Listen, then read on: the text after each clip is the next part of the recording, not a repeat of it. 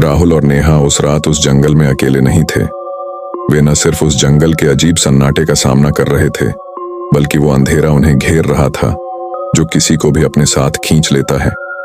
मंदिर का वह भयानक राज अब उनके सामने था, लेकिन वो नहीं जानते थे कि उनकी जिंदगी में क्या तूफान आने वाला है। अंधेरा चारों ओर फैला हुआ था। राहुल को धीरे धीरे होश आने लगा। उसकी आंखों के सामने धुंधली सी परछाइयां नाच रही थीं। वह अभी भी जमीन पर पड़ा था।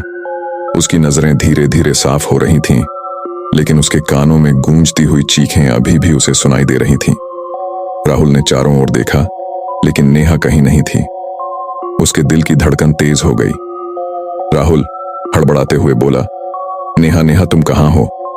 उसने उठने की कोशिश की, लेकिन उसे ऐसा लगा जैसे उसकी टांगों में जान ही न हो। मंदिर के चारों ओर अजीब सी ठंडक थी और हवा में कुछ ऐसा था जो उसे असहज कर रहा था। राहुल की आंखें अब पूरी तरह से खुल चुकी थीं। उसे अचानक एहसास हुआ कि मंदिर की दीवारों पर बने अजीब से निशान अब हल्के हल्के चमकने लगे थे। राहुल ने बुरी तरह से उठने की कोशिश की और मंदिर के बाहर जाने के लिए भागा।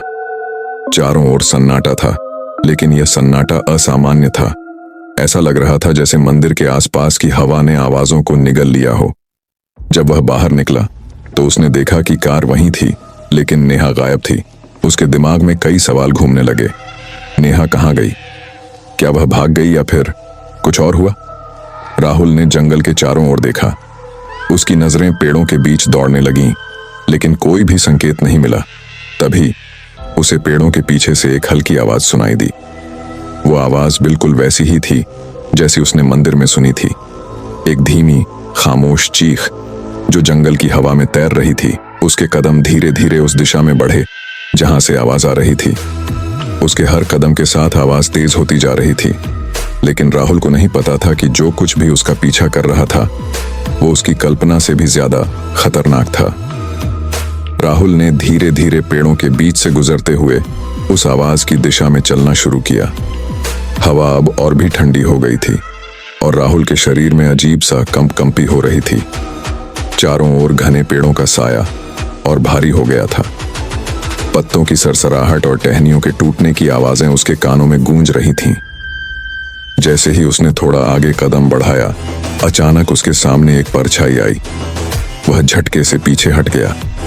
यह कोई जानवर नहीं था, यह कुछ और था।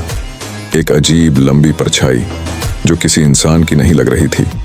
उसकी ऊंचाई और पतलापन असामान्य था और उसकी चाल धीमी और भयावह थी। परछाई ने कोई जवाब नहीं दिया, बस धीरे धीरे राहुल की तरफ बढ़ती गई। राहुल की सांसें तेज हो गईं, लेकिन वह वहीं खड़ा रहा। उसकी टांगें मानो जमीन में गड़ गई थीं। तभी वह परछाई अचानक गायब हो गई। राहुल ने तेजी से चारों ओर देखा, लेकिन वह परछाई जैसे हवा में विलीन हो गई थी। उसकी सांसें तेज हो गई थीं और माथे पर पसीने की बूंदें जम चुकी थीं। हर तरफ अजीब सन्नाटा छा गया था, लेकिन उसके दिल की धड़कनें इतनी तेज थीं कि उन्हें वह साफ सुन सकता था। राहुल आत्मविश्वास को जुटाते हुए बोला, यह सब मेरे दिमाग का खेल है। मुझे नेहा को ढूंढना है। राहुल ने अपनी घबराहट को दबाते हुए फिर से उस दिशा में चलना शुरू किया जहां से आवाज आ रही थी। कुछ ही देर में वह एक छोटी सी साफ जगह पर पहुंच गया, जहां घने पेड़ों के बीच एक पत्थर की मूर्ति खड़ी थी। वह मूर्ति किसी साधारण देवी देवता की नहीं थी। उसके चेहरे पर इंसानी भाव नहीं थे, सिर्फ खाली जगहें थीं और उसकी आंखें किसी गहरे अंधकार में खोई हुई दिख रही थीं। उसकी आवाज में अजीब सन्नाटा और दर्द भरा हुआ था। राहुल ने तुरंत उसकी ओर दौड़ लगाई, लेकिन जैसे ही वह पास पहुंचा, नेहा की परछाई गायब हो गईं। उसका दिमाग अब पूरी तरह उलझ चुका था। यह कौन खेल खेल रहा था और नेहा असल में कहां थी? राहुल चीखते हुए बोला, नेहा तुम कहां हो? मुझे बताओ। असहाय और घबराए हुए राहुल वापस मंदिर की ओर लौटने लगा। उसे अब महसूस हो रहा था कि इस मंदिर में कुछ भयानक छिपा है जो उसे और नेहा को घसीट रहा है। जैसे ही वह मंदिर के करीब पहुंचा, उसे मंदिर के दरवाजे के बाहर कुछ अजीब सी आकृतियां दिखीं। वह रुक गया और ध्यान से देखा। वह कुछ मानव जैसी थीं, लेकिन उनकी बनावट सामान्य नहीं थी। उनकी त्वचा सफेद और रूखी थी, मानो सदियों से मरे हुए हों। राहुल के कदम खुद ब खुद धीमे पड़ गए। उसके शरीर में ठंडक बढ़ गई थी।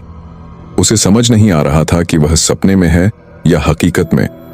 तभी उन आकृतियों में से एक ने धीरे धीरे उसकी ओर कदम बढ़ाए, उसका साथ नहीं दिया।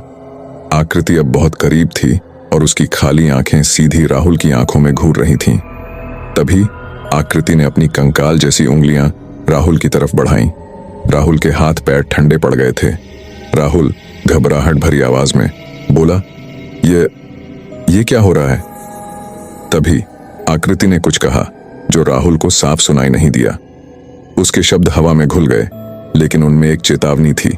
राहुल और नेहा अब इस मंदिर के श्राप से जुड़ चुके थे। राहुल ने अपना सारा साहस जुटाया और तेजी से भागने की कोशिश की, लेकिन तभी एक अदृश्य शक्ति ने उसे जमीन पर पटक दिया। उसके सिर में भयानक दर्द उठा और उसकी आंखों के सामने अंधेरा छा गया। जब राहुल को होश आया, वह मंदिर के अंदर था। मंदिर की दीवारों पर वही चमकती हुई लकीरें अब और भी तेज हो गई थीं और हवा में एक अजीब सी गंध थी।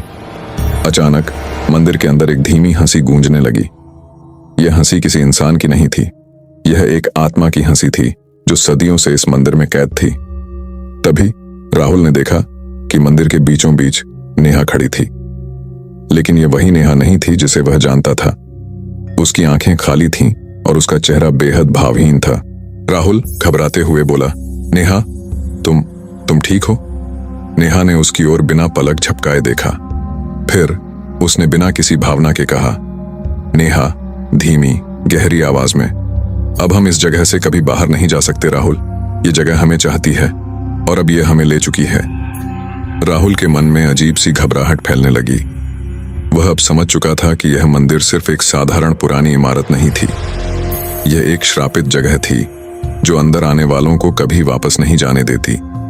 यह मंदिर उन लोगों को अपना बनाता था जो इसके करीब आते थे, और अब नेहा भी इसका हिस्सा बन चुकी थी। राहुल ने घबराकर मंदिर की दीवारों को देखा। दीवारों पर खुदी हुई आकृतियां अब धीरे धीरे जीवित हो रही थीं। उनकी आंखें चमकने लगी थीं और उनके चेहरे पर भयानक भाव आने लगे थे। ये वही आत्माएं थीं जो सदियों से इस मंदिर में कैद थीं। तभी मंदिर के अंदर तेज हवाएं चलने लगीं और उन आत्माओं ने राहुल और नेहा को चारों ओर से घेर लिया। उनमें से एक आत्मा ने राहुल की ओर इशारा किया और कहा, आत्मा, गहरी आवाज में, तुमने इस मंदिर का दरवाजा खोला है। अब तुम्हारा यहां से जाना नामुमकिन है। तुम इस श्राप का हिस्सा हो चुके हो। राहुल ने नेहा की तरफ देखा, लेकिन वह अब एक आत्मा जैसी दिख रही थी। उसकी आंखों में इंसानियत का कोई अंश बाकी नहीं था। उसने राहुल की तरफ अपने हाथ बढ़ाए और राहुल पीछे हटने की कोशिश कर रहा था। तभी मंदिर की जमीन उसके पैरों के नीचे से खिसकने लगी। राहुल गिरने ही वाला था कि अचानक एक तेज चीख गूंज उठी, लेकिन यह चीख न राहुल की थी न नेहा की। यह चीख मंदिर के अंदर छिपी हुई किसी अनजानी ताकत की थी। मंदिर का यह श्राप आखिर क्या है? क्या राहुल इस जगह से बाहर निकल पाएगा? और नेहा का क्या हुआ? क्या वह अब भी जीवित है या इस मंदिर की आत्माओं का हिस्सा बन चुकी है? जानने के लिए देखिए अगले एपिसोड में, जहां और भी गहरे राज खुलेंगे।